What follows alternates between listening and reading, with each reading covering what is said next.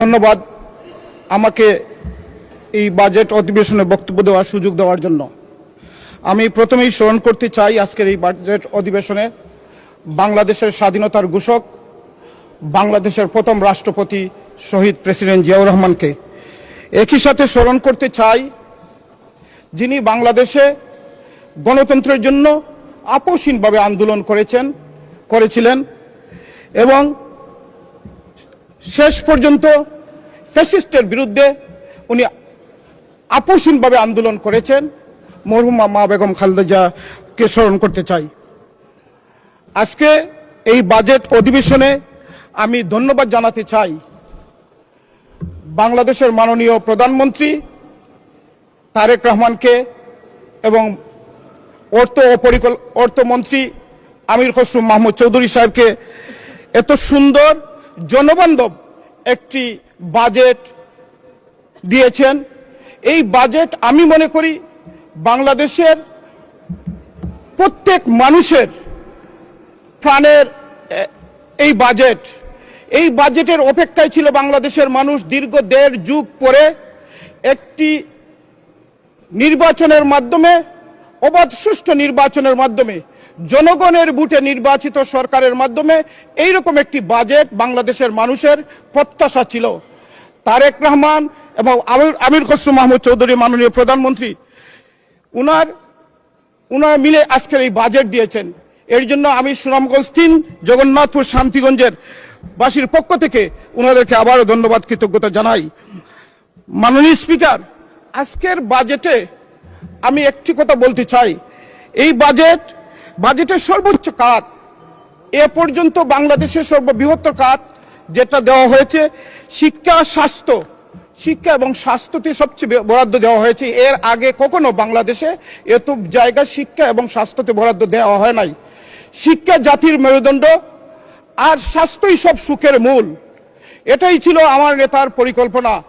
আমার নেতা মাননীয় প্রধানমন্ত্রী তারেক রহমান বাংলাদেশে 2025 সালে 25 ডিসেম্বর যখন এসে বক্তব্য দিয়েছিলেন, আই হ্যাভ এ প্ল্যান, আমি মনে করি আজকের বাজেট আই হ্যাভ এ প্ল্যানের একটি অংশ আমাদের মাননীয় প্রধানমন্ত্রীর। মাননীয় স্পিকার, এই বাজেটের মাধ্যমে আমি মনে করি বাংলাদেশের সর্বস্ত মানুষ, সব স্তরের মানুষ এটাকে সাদরে গ্রহণ করে নিয়েছে। কিন্তু বিরোধিতার স্বার্থে বিরোধিতা করতে গিয়ে আমাদের সহযোদ্ধা আজকের পার্লামেন্টের একটি অংশ বিরোধী দলের মাননীয় এমপিরা এটা বিরোধিতা করতেছেন। আমি বিশ্বাস করি উনারা বুঝেন তারেক রহমান এই যে বাজেট দিয়েছেন এবং আমির খসরু মাহমুদ চৌধুরী যে বাজেট দিয়েছেন এটা বাস্তবসম্মত বাজেট ওনারা মনে বিশ্বাস করেন, কিন্তু বিরোধিতার কারণে ওনারা বিরোধিতা করতেছেন। মাননীয় স্পিকার, আমি মনে করি মাননীয় স্পিকার, আজকে এই বাজেটকে সামনে নিয়ে আমি যেটা বলতে চাই, আমাদের নেতা তারেক রহমান দীর্ঘদিন আগে বাংলাদেশ নিয়ে পরিকল্পনা করেছেন। আজকে শুধু এখানের পরিকল্পনা নয়, এটা 2014 সালে 15 জুলাই লন্ডনের একটি ইফতার পার্টিতে উনি বক্তব্য দিয়েছিলেন, বাংলাদেশ নিয়ে পরিকল্পনা করেছিলেন, ওইখানে নিয়ে প্ল্যান করেছিলেন। সেটা দীর্ঘদিন পরে আজকে বাংলাদেশের নির্বাচিত সরকারের মাধ্যমে নির্বাচিত প্রধানমন্ত্রী হওয়ার কারণে উনি বাস্তবায়ন করেছেন। এটা আজকের একদিনের প্ল্যান নয় মাননীয় স্পিকার। এটা হয়তো আপনারা অনেকেই জানেন, অনেকেই জানেন না। এই ফ্যাসিস্ট সরকার উনার বক্তব্য নিষিদ্ধ করেছিল, এর জন্য বাংলাদেশের মানুষ জানতে পারে নাই। আমরা কাছে থেকে সুযোগ হয়েছিল উনার সাথে থেকে বাংলাদেশের জন্য, বাংলাদেশের গণতন্ত্রের জন্য, বাংলাদেশের মানুষকে একটি সুন্দর বাজেট দিবেন এবং সুন্দরভাবে দেখতে চাবেন, যেটা শিক্ষা খাতে বরাদ্দ দিবেন, স্বাস্থ্য খাতে বরাদ্দ দিবেন, কৃষি খাতে বরাদ্দ দিবেন, সেটা দিয়েছেন। আমি বিরোধী দলের নেতৃত্ব, আসুন আমরা সবাই মিলে এই যে বাজেট দিয়েছে আমাদের মাননীয় প্রধানমন্ত্রীকে এবং অর্থমন্ত্রীকে সাপোর্ট করি এবং বাংলাদেশকে আগামীর সুন্দর বাংলাদেশ যাতে হয় সেটার দিকে আমরা সেটার দিকে খেয়াল নেই। মাননীয় স্পিকার, আমার সময় শেষ হয়ে যাচ্ছে, আমাকে 2টা মিনিট সময় দিবেন, এলাকার কথা বলতে হবে প্লিজ। মাননীয় স্পিকার, আপনার মাধ্যমে এলাকার কথা কিছু বলতে হয়, আপনার মাধ্যমে বলতে চাই। আমি আপনাকে একটা বিষয়ে ধন্যবাদ জানাতে চাই।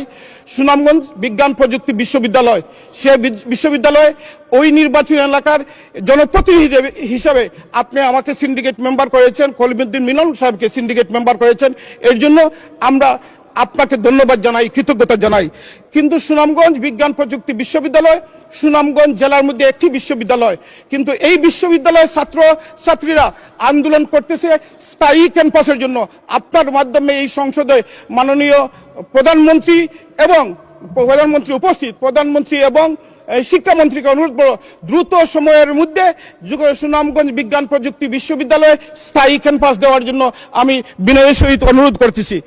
সাথে সাথে আমি অনুরোধ করব, ঢাকা থেকে সুনামগঞ্জ যদি যে রাস্তা হাইওয়ে রাস্তা, এটা ঢাকা থেকে সুনামগঞ্জ যেতে প্রায় 12-13 ঘন্টা সময় লাগে মাননীয় স্পিকার, কিন্তু এটা যেতে আমার নির্বাচনী এলাকা জগন্নাথপুর এবং শান্তিগঞ্জ হয়ে যেতে হয়। আমি মনে করি এটা যদি 4 লাইন করা হয়, 4 লাইন করলে তাহলে এখানে 7 থেকে 8 ঘন্টার মধ্যে ঢাকা থেকে সুনামগঞ্জ যাওয়া যাবে। তাই আমি আপনার মাধ্যমে অনুরোধ করব যাতে এই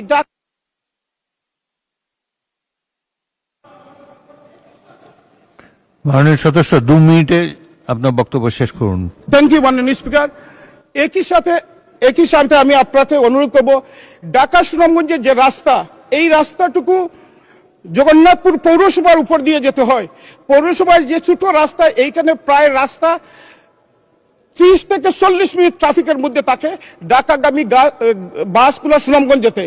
যদি আমরা 3 কিলোমিটার থেকে 4 কিলোমিটার একটি বাইপাস রাস্তা করতে পারি, তাহলে 5 মিনিটে এই রাস্তা পাস করা যাবে।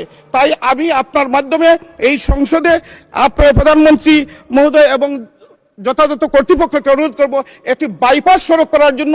তাহলে আমরা এখানে আধা ঘন্টা 35 মিনিট সময় সেভ হবে। মাননীয় স্পিকার, আপনার মাধ্যমে এটা বলতে, সাথে সাথে আমি বলতে চাই, আমার জগন্নাথপুরে খুবই অবহেলিত একটি ব্রিজ এখানে করা দরকার, অনেকগুলো রাস্তাঘাট করা দরকার, এবং এই রাস্তাঘাটগুলো অনেক অবহেলিত। আমরা বাটি অঞ্চলের মানুষ, আপনি জানেন শান্তিগঞ্জ ও আমরা বাটি অঞ্চলের মানুষ এই কৃষির উপর নির্ভরশীল, যাতে স্থায়ী বাঁধ দেওয়া হয় প্রত্যেক বছর, যাতে বাঁধ দেওয়া হয়। পানি উন্নয়ন মন্ত্রী মহোদয় এখানে গিয়েছিলেন, গিয়ে দেখেছেন।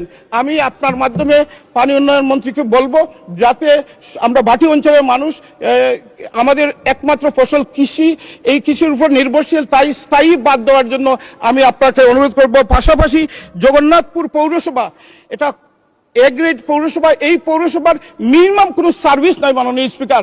আপনার মাধ্যমে এই পৌরসভা যাতে এ গ্রেড সার্ভিস পায়, যেহেতু এ গ্রেড ট্যাক্স আমাদের এলাকার মানুষ পে করতেছে। আমি শেষ সর্বোপরি 1 মিনিট মাননীয় স্পিকার, আপনার মাধ্যমে একটি জিনিস বলতে চাই।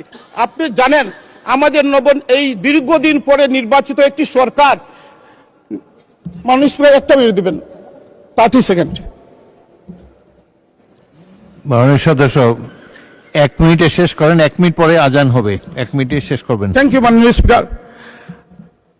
আমরা সবাই জানি দীর্ঘদিন পরে নির্বাচিত সরকার, সাধারণ মানুষের নির্বাচিত সরকার, গণতান্ত্রিক সরকারের প্রধান মাননীয় প্রধানমন্ত্রী বিদেশ রাষ্ট্রীয় সফরে গিয়েছেন। আমরা জানি, আমি মালয়েশিয়া এবং চীনের যারা আমাদের প্রধানমন্ত্রীকে স্বাগত জানিয়েছেন, আজকে আমি তাদেরকে এই সংসদ থেকে ধন্যবাদ জানাতে চাই। পাশাপাশি আমরা দেখেছি অতীতে কি দেখেছি, রাষ্ট্রীয় সফরে সরকার প্রধানরা গেলে বিশাল বহর যায়, শত শত মানুষের বহর যায়। আমাদের প্রধানমন্ত্রী রাষ্ট্রের যাদের প্রয়োজন তাদেরকে নিয়ে একদম সীমিত। এর আগে বাংলাদেশে কখনো এত ছোট একটি টিম নিয়ে কোনো রাষ্ট্রীয় প্রধানমন্ত্রী দেশের বাইরে যান না। এর জন্য আমি মাননীয় প্রধানমন্ত্রীকে ধন্যবাদ এবং কৃতজ্ঞতা